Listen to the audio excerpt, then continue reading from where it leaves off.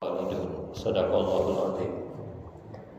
Puji syukur kita panjatkan hanya kepada Zat yang Maha Ghafur.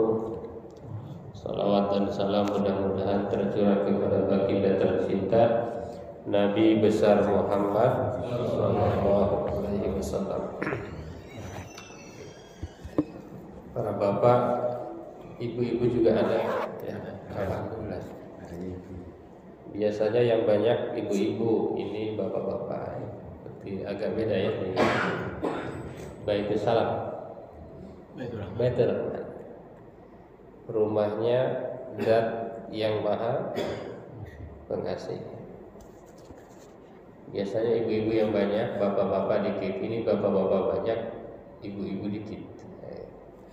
Berarti ini masjid ini membuktikan hadis bahwa di surga yang banyak bapak-bapak gitu ya, atau di neraka yang banyak ibu-ibu gitu ya. Mudah-mudahan bukan ibu-ibu di negara kita ya. Meskipun di rumah mereka mungkin berzikir gitu ya. Itu ya, di rumah berzikir, di masjid lebih berzikir lagi.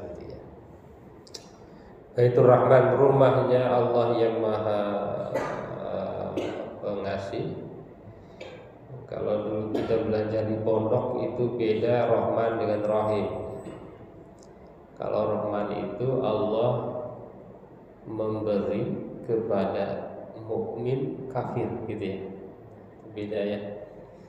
Rahman itu Allah memberi kepada kafir dan mukmin di dunia. Itu sifat rahmat. Ya, Allah itu pasti akan memberi kepada mukmin maupun kafir di dunia. Jadi jangan aneh kalau yang tidak beriman malah duitnya banyak. Gitu ya, Bapak-bapak ya, Bapak Ibu ya. Pernah lihat nggak yang nggak beriman duitnya lebih banyak dari kita? Kirain nggak pernah itu. Rumahnya lebih keren, mobilnya lebih mewah, tapi hutangnya juga biasanya lebih banyak juga.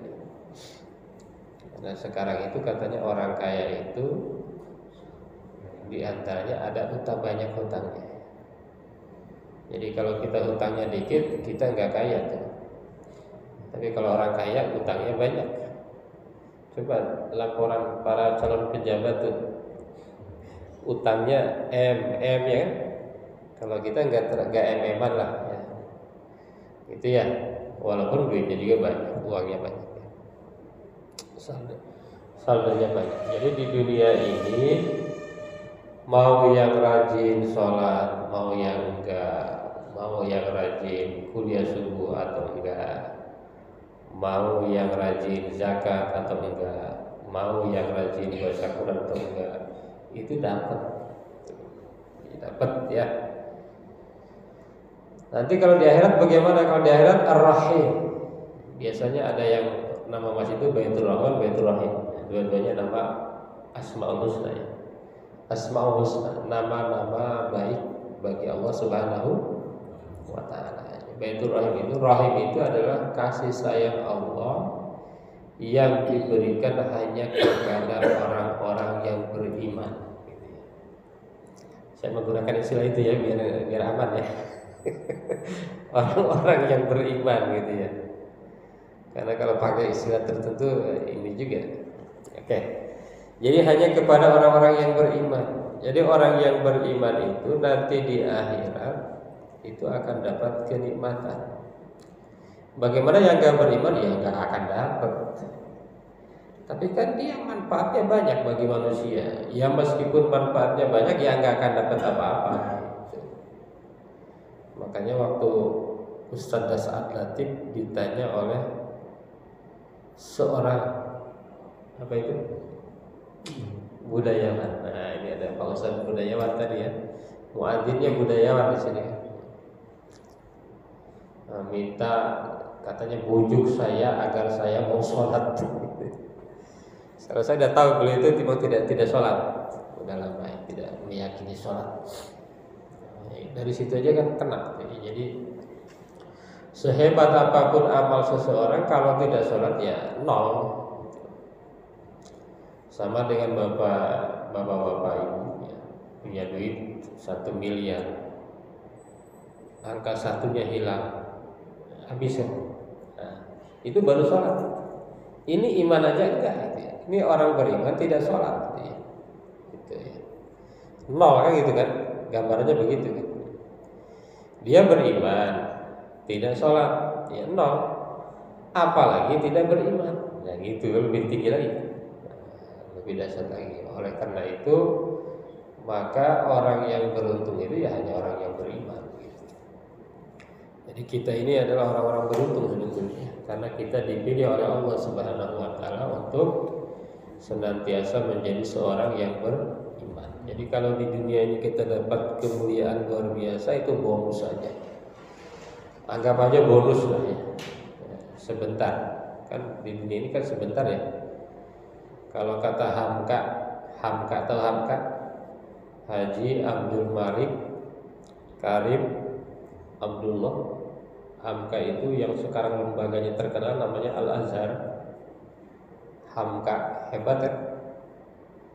Bahkan menurut orang BI ya, ada yang bilang orang BI, di antara lembaga zakat yang cukup paling, di antara yang paling akuntabel itu adalah Al-Azhar. Al-Azhar. Makanya Al-Azhar itu setahu saya keren ya, karena dia membuat lembaga pendidikan yang luar biasa ya. Lembaga pendidikan yang betul-betul keren. Islam harusnya seperti itulah kira-kira kerennya ya.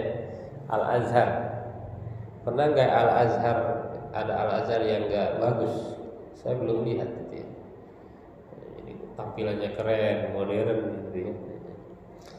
Nah itu adalah buah daripada hasil daripada Hamka. Apa kata Hamka? Kata Hamka, kalau orang umur 100 tahun mungkin ada, iya. Orang 100 tahun ada, 100, pernah dengar 140 ya? Ada, tapi 200 tahun tadi nggak ada. Ya artinya apa? Kalau seorang muslim, seorang yang beriman di dunia, misalnya dia kaya, misalnya dia punya jabatan, misalnya dia gagah, cakep, kayak bapak-bapak di sini, ibu ini ya. Nah ini itu bonus saja, karena sementara. Karena yang paling lama itu adalah nanti kehidupan di akhirat. Jadi kalau orang yang beriman sebetulnya itu adalah sebuah keberuntungan. Apapun yang terjadi dengan orang yang beriman, sebuah keberuntungan. Dan apapun yang terjadi bagi orang yang tidak beriman adalah sebuah kegagalan, sebuah musibah. Walaupun kaya tidak beriman, musibah. Walaupun kaya tetapi tidak sholat, musibah. Gitu ya. Walaupun punya jabatan tetapi tidak sholat, itu namanya musibah. Musibah. Hadirin jamaah kuliah subuh yang berbahagia dan dirahmati oleh Allah. Tadi kita mendengar dari ustaz kita ya, bahwa saudara-saudara kita di mana itu Palestina ya, sedang menghadapi hal yang sangat luar biasa. Kemarin ada info di salah satu grup WA bahwa ada orang Palestina yang tahun lalu ada safari dakwah di Indonesia ya. Ini safari dakwah keliling di Indonesia. Kan suka ada tuh dari Palestina ya. Kemudian kemarin baru saja selesai doktornya di Malaysia bersama keluarganya. Ada kiriman fotonya. Beliau udah wisuda dan istrinya baru selesai promosi doktor, baru lulus doktornya, baru ujiannya, tinggal wisuda. Mungkin sebelum wisuda pulang dulu ke Palestina Gaza. Kemudian ada kabar bahwa beliau rumahnya ambruk, diserang oleh bom. Ini bom Israel ya. Artinya beliau wafat dengan keluarganya semuanya. Baru selesai dokter belum wisuda wafat. Ternyata beliau ke sana itu dalam rangka syahid gitu ya. Itu syahid. Gitu ya, syahid dalam rangka berjihad di jalan Allah Subhanahu wa taala. Dan kisah-kisah itu banyak sekali ya. Kisah-kisah bagaimana umat Islam atau saudara kita yang muslim terkena bom di sana dan bahkan itu kan tidak berdosa. Ini luar biasa ya yang terjadi di Palestina ini luar biasa. Artinya perang itu luar biasa dan di dalam perang itu memang banyak sekali pelanggaran-pelanggaran gitu ya. Banyak sekali pelanggaran-pelanggaran. Karena kalau seandainya perang itu dilakukan sesuai dengan aturan-aturan Islam itu tidak seperti itu. Kami dulu tahun 2012 pernah menerjemah buku ini dari bahasa Arab ya ke dalam bahasa Indonesia. Tim judulnya Hukum Humaniter Internasional. Mungkin kalau dicek di Gramedia ada. Hukum Humaniter Internasional. Oh, ternyata di situ indah sekali ya. Kalau seandainya Islam diterapkan dalam perang pun bagus sekali. Karena dalam perang itu tidak boleh membunuh sipil. Iya kan? Sekarang kan yang terjadi sipil yang kena, ya. Di dalam perang itu tidak boleh menghancurkan fasilitas umum. Sekarang yang terjadi, iya kan, fasilitas umum kena. Apalagi dokter apa itu nggak boleh disentuh. Dokter terus apa itu para medis pembawa berita, gitu ya. Itu nggak boleh kena itu. Yang sekarang terjadi kebalikannya. Rumah ibadah itu nggak boleh kena. Jadi bukan hanya masjid ya, rumah ibadah itu nggak boleh kena. Itu aturannya begitu di dalam Islam. Tapi yang terjadi di dalam perang-perang saat ini itu ya pelanggaran-pelanggaran semua. Ya. Kalau zaman Nabi itu perangnya itu betul-betul perang. Dan Nabi itu memang berperang. Bapak Ibu sekalian, Nabi itu berperang itu ya karena terpepet gitu ya. Maka kalau ada orang yang lagi diem di bom, itu bukan ajaran Islam itu ya. Nabi itu berperang karena kepepet, karena diserang. Nabi diserang oleh musuh, baru kemudian melawan. Dan peperangan yang terjadi di zaman Nabi itu memang disebabkan karena pelanggaran-pelanggaran orang lain ya. Pelanggaran-pelanggaran, siapa yang melanggar ya dia diperangi gitu ya. Jadi bukan tanpa alasan, tanpa sebab gitu ya. Tapi yang terjadi saat ini memang perang itu menyisakan korban-korban yang luar biasa ya. Menyisakan korban-korban terutama misalnya di Palestina. Alhamdulillah kita adalah negara yang cukup aman ya. Indonesia ini adalah negara cukup aman sehingga kita betul-betul bisa beribadah, betul. Cuma karena kondisi terlalu aman kadang-kadang timbulnya malas gitu ya. Bayangkan ini di satu komplek itu berapa rumah Pak Ustadz? 460. Yang muslim misalnya 300. Ada 350. Yang muslim 350 ya kan. Kalau satu rumah ada 4 orang kali 350 1400. Tapi ini jamaah kita baru ada 1300. Yang ikut kuliah subuh udah 1300. Kalau diambil laki-lakinya aja ya, tambah 700. Waduh, Ini bingung nih DKM bisa penuh sampai sana tuh pesan dia. Kalau 700 orang gitu. Jadi kalau alhamdulillah. Turun apa naik? Turun.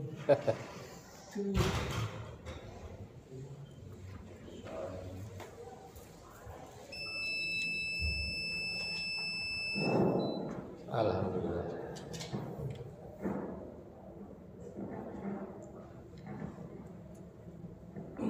Ya. Jadi kadang-kadang di negara yang aman kita kurang bersyukurinya. Kan umat Islam atau kita itu problemnya dua, kurang bersyukur. Satu di antaranya kurang bersyukur, gitu ya. Jadi, kalau di negara-negara yang konflik, mungkin semangat sholatnya tinggi. Saya pernah tuh ada teman di kampus itu kan, beliau dosen bahasa Inggris. Kalau lakukan penelitiannya ke Amerika, kemana ke Amerika, ke Eropa, gitu. Negara yang ada saljunya. Itu dalam keadaan dingin, misalnya minus berapa derajat, semangat, gitu. Semangat beribadah. Kenapa bisa semangat? Ya itu kadang-kadang ya. Kalau kita enak malah tidak malas, gitu. Sama dengan keadaan alam kita kan subur. Jadi malas ya kan, kelemahannya itu ya, jadi agak malas. Tapi kalau orang Jepang misalnya, yang daerahnya agak subur, dia semangat berpikirnya tinggi. Kalau kepepet itu membuat kreatif. Jadi kalau kepepet membuat seorang itu ide-idenya itu brilian. Makanya kalau anak kita pengen belajar, adakanlah ujian, iya kan? Kalau mau ujian kan belajar malamnya kan. Kalau nggak ujian nggak belajar. Baik, Bapak Ibu jamaah yang berbahagia, oleh karena itu saya membuka kajian pagi ini ingin membahas ini, bahwa Nabi Muhammad itu pembawa agama peradaban. Nabi Muhammad itu pembawa agama yang penuh dengan nilai-nilai peradaban modern, bukan agama yang berbasis kepada tradisionalis. Sebenarnya agama Islam itu agama paling modern. Apa itu peradaban? Menurut definisi, peradaban adalah bagian dari unsur kebudayaan yang halus. Jadi Islam itu sangat halus sebetulnya. Gak ada pemaksaan dalam agama itu, gak ada. La ikraha fiddin. Gak boleh kita maksain dalam agama. Saya pernah tuh ada satu orang datang ke kami ya, ke kantor, ngaku bahwa beliau baru masuk Islam, mualaf, dengan membawa map, meminta sumbangan. Lalu respon senior saya ini bagus sekali ya. Respon senior kami ini, orang itu bukannya ini, oh iya Anda baru masuk agama Islam, Anda enggak begitu. Kata beliau begini, ngapain masuk Islam? Gitu, ngapain masuk Islam katanya gitu. Enakan di agama ente, udah dapat banyak sumbangannya gitu kan, ngapain masuk Islam? Orangnya kan bingung ya, lah kok begini jawabannya gitu. Ngapain masuk Islam? Udah agama ini. Maksudnya ini ingin bertanya bahwa ingin menjelaskan bahwa di dalam agama Islam itu nggak usah dipaksa-paksa. Kalau orang udah kuat itu buktikan gitu. Jangan sampai masjid-masjid ada yang kena tipu juga. Orang ngaku mau masuk Islam, wah ini dapat bantuan dari masyarakat kan, mu'alaf. Wal mu'allafati qulubuhum innama shadaqatul fuqara'i wal masakin wal 'amilina 'alaiha wal mu'allafati qulubihim. wal mu'allafati qulubihim wal mu'allafati qulubuhum, itu ya, wal gharimina wa fir riqabi wal gharimina wa fi sabilillahi wa ibnis sabil faridatan minallahi innallaha wasi'un alim wasi'un hakim. Dapat dari zakat, ya kan? Ternyata besoknya ada di masjid sebelah, gitu juga, minta dia apa? Disahadatkan. Nah ini bahaya nih, harus jeli nih, DKM ya, Pak DKM ya, Pak Ustadz ya. Dan ini kisah nyata juga, waktu saya masih pesantren dulu ada orang datang dari Jakarta, ngakunya dari Jakarta, ngomongnya pinter kan, ke bahasa Indonesia. Kami pesantren di Tasik. Beliau ini, orang ini ngakunya di terminal dicopet, ngakunya duitnya habis. Lalu niatnya ke sini mau ngapain? Katanya mau masuk ke Islam, diusir oleh keluarganya dan lain sebagainya. Duitnya habis, kecopetan. Saya mau masuk Islam sini. Di apa namanya? Disahadatkan di situ. Masuk Islam. Disaksikan oleh orang-orang, dikasih makan, dikasih rokok juga, orangnya merokok. Waktu itu kan belum zaman medsos ya, belum begitu ini ya. Sama itu katanya, beberapa minggu kemudian di pesantren lain begitu juga gitu. Ini jadi la ikraha fiddin. Jadi kita itu tugasnya hanya menyampaikan, sementara yang menjadikan dia mau masuk Islam atau tidak masuk Islam ya Allah Subhanahu wa taala. La ikraha fiddin. Jadi agama Islam itu agama yang dibawa dengan peradaban, agama yang halus. Enggak usah maksa-maksa orang untuk masuk Islam ya. Yang kedua, agama yang wajib. Jadi kalau seandainya kita melaksanakan apa yang ada dalam Islam itu maju sekali ya. Bapak Ibu kalau tahu di Indonesia misalnya ya, ini kalau orang Islam yang kaya berzakat, kalau berzakat, ini menurut Baznas ya, tahun lalu aja 327 triliun, banyak gak? 327 triliun, tetapi yang terkumpul katanya baru 17 triliun. Iya kan? Coba 327 triliun bisa banyak, ini enggak manfaat enggak bagi umat Islam? Kalau dilaksanakan dengan baik, dikelola dengan baik. Cuma dilaksanakannya kurang, kadang pengelolaannya kurang gitu ya, itu masalah kan? Bayangkan di zaman Khalifah Umar bin Abdul Aziz misalnya, dulu zakat itu katanya sampai bingung ngabisin, dana zakat itu bingung ngabisin. Kenapa? Karena orang yang bayar zakat banyak, sementara orang yang mau nerima nggak ada. Kalau sekarang kebalik ya, dana zakatnya nggak ada, yang mau nerima banyak. Gitu ya. Agama yang maju. Jadi kalau seandainya umat Islam ini ya harusnya paling maju, harusnya ya. Kemudian agama yang indah, berarti berkebudayaan yang halus, maju dan indah. Indah tuh. Ini Pak Ustaz Muadzin tadi ya. Azannya khas nih. Saya baru nemu azan yang khas di sini ya. Sholawat, azan ya. Agama Islam itu indah. Kayak Maulid Nabi, Bapak Ibu semua itu. Kalau di sini Maulid Nabi di siapa ceramah? Kalau Maulid Nabi, sebetulnya ada format lain pesan. Waktu dulu kami di Tasik kan ada tetangga pesantren Kiroah. Itu kayak Maulid Nabinya itu bukan dengerin ceramah, dengerin haflah tilawatul Quran itu. Berarti seninya itu loh. Dengerin Munda Muammar ZA, dulu kan zaman Muammar ZA ya.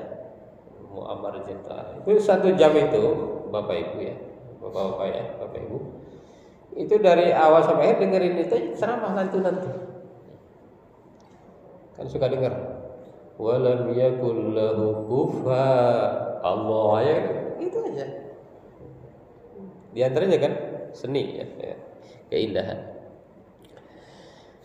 Ada kesenian, ilmu pengetahuan, sopan santun. Ya, orang Islam itu pasti sopan santunnya tinggi, ya, sopan santun, terus pandai menulis, organisasi kenegaraannya bagus, kebudayaan teknologinya tinggi, maju, dan lain sebagainya. Jadi agama yang dibawa oleh Rasul itu sebetulnya adalah agama peradaban, agama yang luar biasa. Jadi konsep-konsep yang ada di dalam Islam itu ini konsep-konsep tertinggi. Ada nggak konsep yang lebih tinggi dari Islam dalam bidang apapun ya? Dalam bidang apapun. Dalam bidang kesehatan misalnya ya. Di dalam Islam itu untuk menjaga kesehatannya apa? Misalnya sedikit makan, gimana? Tidak makan sebelum lapar, berhenti makan sebelum kenyang. Nah, itu cocok nggak sama dokter tuh begitu? Saya yakin cocok. Saya yakin cocok itu. Berpuasa misalnya ya. Dalam 1 bulan ada puasa Ayyamul Bid 13, 14, 15. Ada puasa hari Senin. Saya yakin cocok itu dengan ilmu kesehatannya. Cocok sekali. Dalam kepemimpinan misalnya ya. Misalnya memilih imam, Pak Ustaz tadi imam ya. Itu milihnya gimana? Gak usah pakai politik uang ya. Pilih saya. Nih uang nih, pilih saya jadi imam. Enggak ada. Itu udah alamiah aja kan? Yang bawah nggak pernah protes, nggak pernah protes. Yang belakang demo jarang itu, saya belum pernah nemu itu. Jangan pausan inilah, biasanya nggak ada.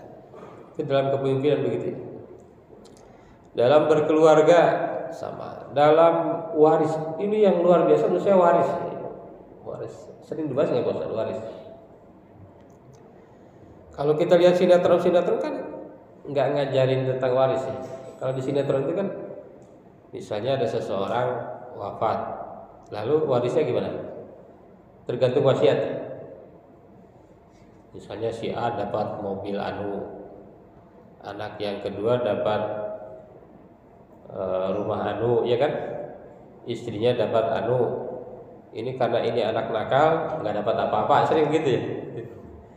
Kalau dalam Islam kan jelas sekali, wasiat tidak boleh lebih dari 1/3. Waduh, itu cerdas sekali. Bahaya kan kalau wasiat semuanya. Dalam Islam itu wasiat hanya 1/3. Gitu. Terus misalnya yang dapat warisan siapa aja? Misalnya ayah, ibu, anak, laki-laki, anak perempuan. Kalau dalam bukan waris kan taunya anak aja. Iya. Iya.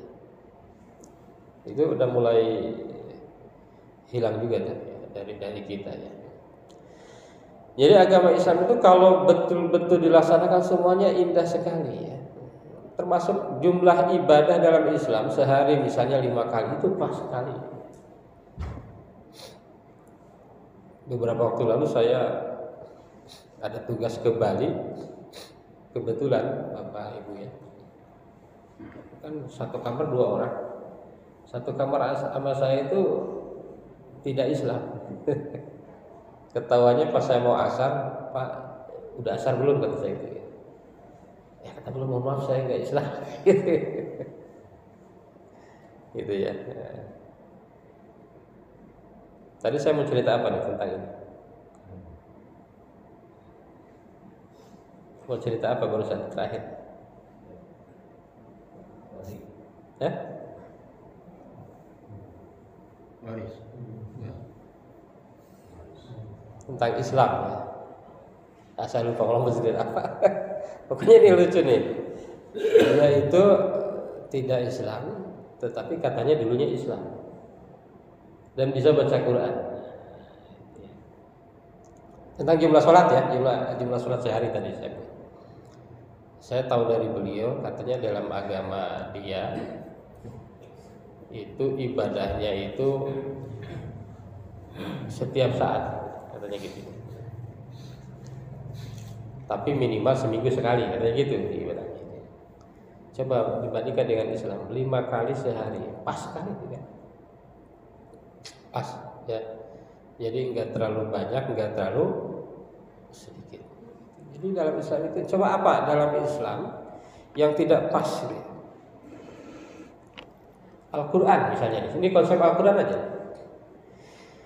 Di dalam Islam, selain yang berbahasa Arab bukan Al-Quran, ya betul ya. Misalnya Bapak baca terjemahan Al-Quran, itu Quran bukan? Bukan. Tapi kalau mungkin di dalam yang lain, terjemahannya juga adalah kitab itu, gitu ya. Wah, itu konsep bagus sekali ya. Jadi sampai kapanpun Al-Quran itu tidak akan pernah ada yang bisa merubahnya. Tidak akan ada yang bisa merubahnya. Inna nahnu nazzalna dzikra wa inna lahu lahafidz. Termasuk misalnya orang wafat di dalam Islam di apa namanya? Dikubur ya. Waktu saya ke sana kemarin tuh saya banyak dialog ya, ngobrol. Katanya di sana di apa namanya ada semacam ada upacara ya, bukan ada yang dikubur juga, ada yang dibakar. Katanya itu yang upacara tersebut itu biayanya ada yang mahal. Menurut saya ya. Seperti Islam tepat sekali ya, Islam itu cocok sekali. Islam itu sangat cocok, tidak ada yang tidak pas dalam Islam. Oleh karena itu la ikraha fiddin, tidak ada paksaan dalam agama. Qad tabayyana ar-rusydu minal ghayy, faman yakfur bit-taghuti wa yu'min billahi faqad istamsaka bil urwatil wuthqa la infisama laha. Jadi agama Islam itu memang sangat luar biasa. Oleh karena itu di bulan ini kita seringkali memperingati apa? Maulid Nabi Muhammad sallallahu alaihi wasallam. Kenapa kita memperingati Maulid Nabi? Karena kita mencintai Nabi Muhammad sallallahu alaihi wasallam. Kenapa kita mencintai Nabi? Kira-kira alasannya apa?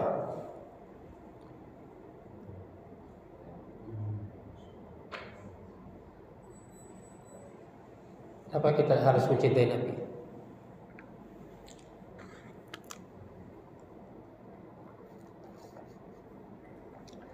Apa ikut-ikutan aja?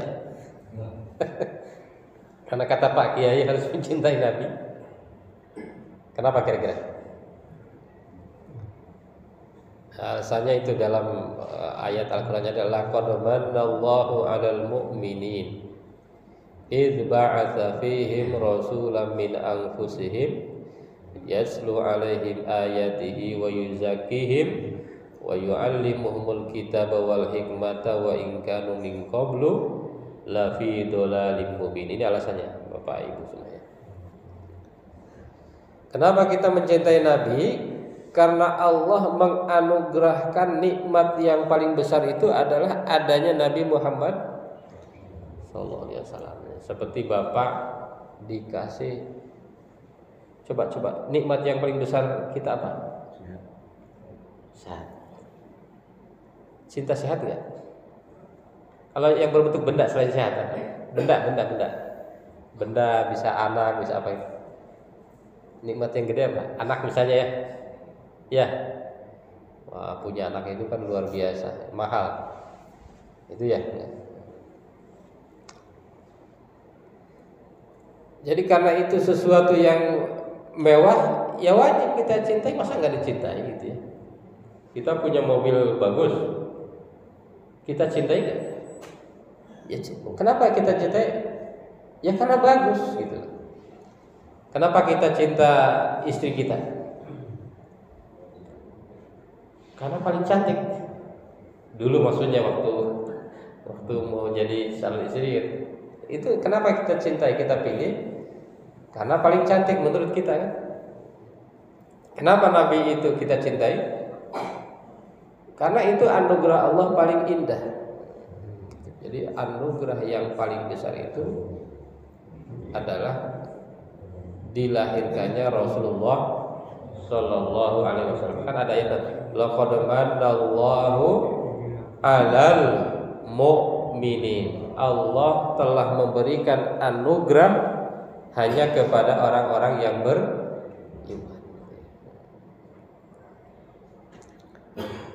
Apa yang dianugerahkan kepada Rasul? Kenapa disebut anugerah terindah? Idz ba'atsa fihim rasulan min anfusihim yatlu 'alaihim ayatihi. Karena Nabi itu ya bukan karena nabinya ya, karena dia membawa ayatnya itu. Jadi Nabi itu membawa ayat-ayat Allah Subhanahu wa taala, ayatihi wa yuzakkihim, dan menyucikan kalian. Tuh. Jadi kenapa kita mencintai Nabi? Karena Nabi yang telah menyucikan kita. Menyucikan dari apa? Dari kemusyrikan. Bayangkan kalau tidak ada Nabi, apa yang terjadi? Jangan-jangan kita bukan Muslim, gitu ya? Kita bukan Muslim, ya. Kita Muslim itu karena Nabi Muhammad Sallallahu Alaihi Wasallam, karena dakwah Rasulullah Sallallahu Alaihi Wasallam. Walaupun Nabi Muhammad belum pernah mampir ke Baitur Rahman, di sini alhamdulillah banyak yang menganut agama Islam. Coba pertanyaan lagi, kenapa Nabi Muhammad diutusnya di kota Mekah, tidak di Pamulang? Kira-kira bisa jawab nggak? Kalau di Pamulang terlalu mudah, Pak. Dakwah di sini terlalu mudah. Dakwah di kita itu terlalu mudah. Jadi kalau di Arab itu kan dasar Arab ya. Ya makanya jangan aneh ya, di Arab itu adalah negara yang paling ini ya, apa namanya, yang orangnya begajul-begajul gitu makanya. Walaupun pakai gamis begajul-begajul. Saya pernah satu waktu ada seminar, ditugaskan menjemput yang satu dari Arab Saudi, yang satunya dari Maroko. Dari Maroko kan kayak kita agak hitam-hitam ya. Yang hitam-hitam, kalau Saudi kan putih pakai apa itu. Kalau Maroko itu halus, Pak. Saya nggak ngerti kok itu uangnya diserahkan ke saya tuh, pernah tuh. Ini uang saya nih, katanya untuk bayar terserah. uang dia nggak ngerti uang rupiah itu berapa, numpuk gitu. Kata dia, ini uang terserah kamu bayar untuk apa aja. Ini kebalikannya, yang Saudi oknum ya, bukan semuanya ya. Duitnya banyak tapi ketika bayar hotel nggak mau bayar. Oh katanya di sini cuma segini kok mahal amat, katanya gitu. Makanya Nabi Muhammad diutuskannya oleh Allah Subhanahu wa taala di kota Mekah. Kalau di Indonesia mah terlalu cepat, terlalu gampang ya. Wa yu'allimuhumul kitaba wal hikmata, dan ia mengajarkan kalian al-hikmah, kitab Al-Qur'an. Nabi SAW mengajarkan kepada umat Islam as-sunnah, al-hikmah. Wa in kanu min qablu la fi dhalalin mubin. Jadi Rasulullah SAW diutus kepada kita itu adalah anugerah yang terindah, dan Rasulullah SAW itu membawa agama yang penuh dengan peradaban. Makanya ada sebuah artikel yang mengatakan bahwa apakah Islam dibawa dengan pedang. Nah, ini artikel yang sangat membahayakan ya. Kenapa? Karena Islam itu tidak pernah membawa agama dengan kekerasan. Jadi adanya perang-perang itu kenapa? Karena Rasul diserang gitu. Rasul diserang, kemudian Rasul melawan, terjadilah pertempuran. Nah itulah, makanya ada pertempuran itu bukan karena adanya kekerasan di dalam agama Islam. Sudah jelas sekali di dalam Islam itu la ikraha fiddin, tidak ada paksaan di dalam agama. Tapi kalau seandainya terjadi perang, misalnya di negara Gaza, di Gaza, Palestina, itu apa? Umat Islam itu tenang juga. Itu yang wala taqulu liman yuqtalu fi sabilillahi amwat bal ahya'un walakin la tash'urun. Apa artinya? Janganlah kalian mengatakan bahwa yang syahid-syahid di sana itu mati. Tapi kata Allah itu mereka itu hidup. Tapi kalian tidak tahu aja. Kalian tidak menyadari bahwa mereka itu dalam keadaan hidup. Ada ayat lain, wala tahsabanna alladziina qutilu fi sabilillahi amwata bal ahya'un inda rabbihim yurzaqun. Ada lagi ayat lain.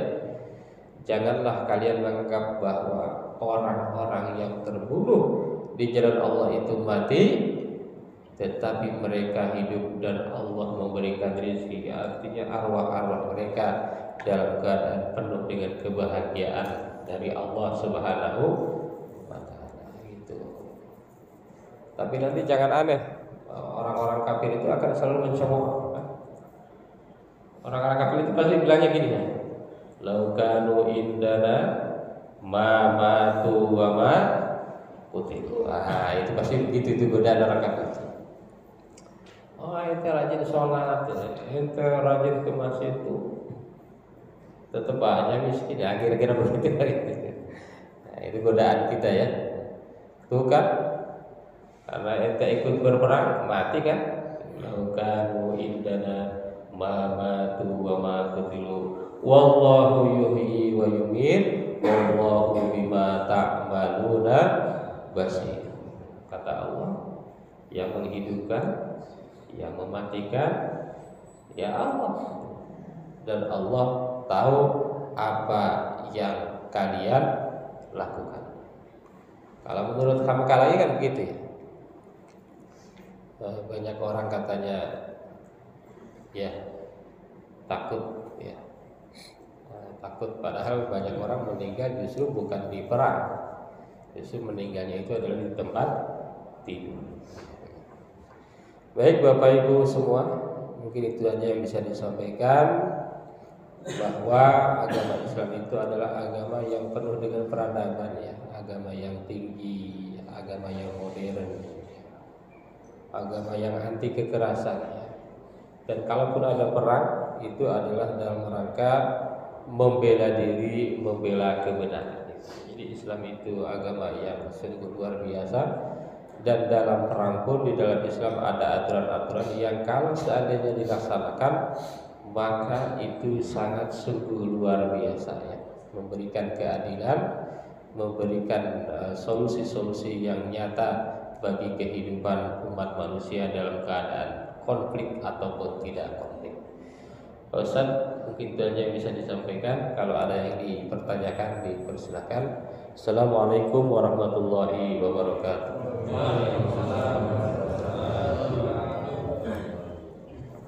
Mau bertanya? Mau bertanya apa ditanya? Boleh bertanya, memancing aja, mancing biar agak.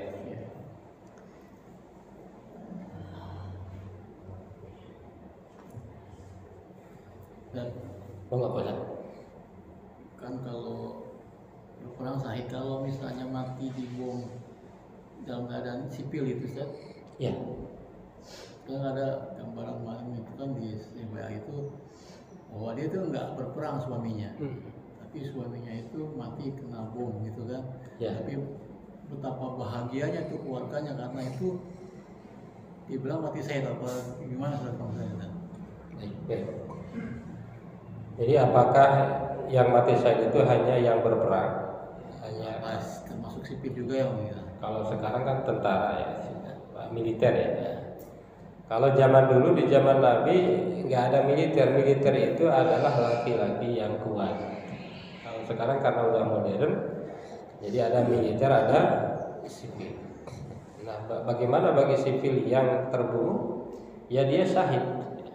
Dia syahid, tetap syahid ya. Karena justru kalau dia ikut berperang ya secara aturan kan nggak boleh. Ya, itu ya. Berarti dia syahidnya dalam konteks dia misalnya sedang, namanya orang Islam itu kan sedang memperjuangkan tauhid ya. Dia syahid ya. Yang akan memperjuangkan tauhid di negara konflik, kita mencari nafkah aja itu nanti syahid. Orang yang tenggelam di air syahid. Orang apalagi dulu itu yang terkena COVID juga menurut MUI syahid. Apalagi dalam keadaan perang dan perangnya jelas. Justru kalau dia ikut berperang kan bukan bagiannya. Itu bunuh diri namanya. Bunuh diri. Kalau sipil kan tugasnya di rumah ikut mendoakan, apalagi dalam keadaan dia mendoakan ya betul-betul syahid gitu. Tentunya kalau dia dalam keadaan beriman. Syarat syahid itu hanya iman aja, beriman. Kenapa? Karena kalaupun dia berperang tapi dia tidak beriman ya tidak syahid. Seperti dulu kan ada namanya sahabat namanya Qotsman. Dia berperang, dia terbunuh. Kata Rasulullah dia bukan syahid, padahal berperang. Kenapa bukan syahid?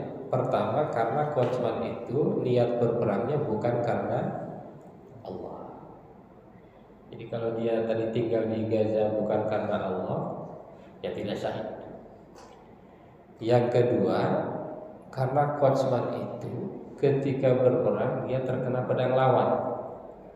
Karena dia kesakitan, dia nggak kuat, akhirnya dia tusukkan pedangnya sendiri ke dadanya. Dia bunuh diri, dia bukan syahid. Jadi kalau yang tadi orang tersebut senang dengan kematian suaminya karena dia betul karena syahid. Karena dia tahu mungkin suaminya sedang baca Quran, suaminya sedang berdoa, ikut mendoakan kemenangan bagi negaranya, kemenangan bagi kaum muslimin. Nah itu bagian daripada syahid. Pokoknya intinya bagi umat Islam yang penting dia beriman, yang penting dia melaksanakan perintah-perintah Allah, insya Allah syahid. Yang akan perang tadi COVID, MUI berani bilang syahid ya. COVID ya COVID, wafat dalam keadaan COVID, berperang melawan musuh yang nggak kelihatan itu juga syahid, yaitu mendapatkan persaksian dari Allah Subhanahu wa taala yang nantinya akan mendapatkan surga dari Allah Subhanahu wa taala. Masalah ini pertanyaan yang dahsyat Ustaz. Ini pertanyaan. Bertanya itu bukan berarti tidak tahu ya, memancing aja biar ramai gitu ya. Monggo yang lain barangkali ada lagi.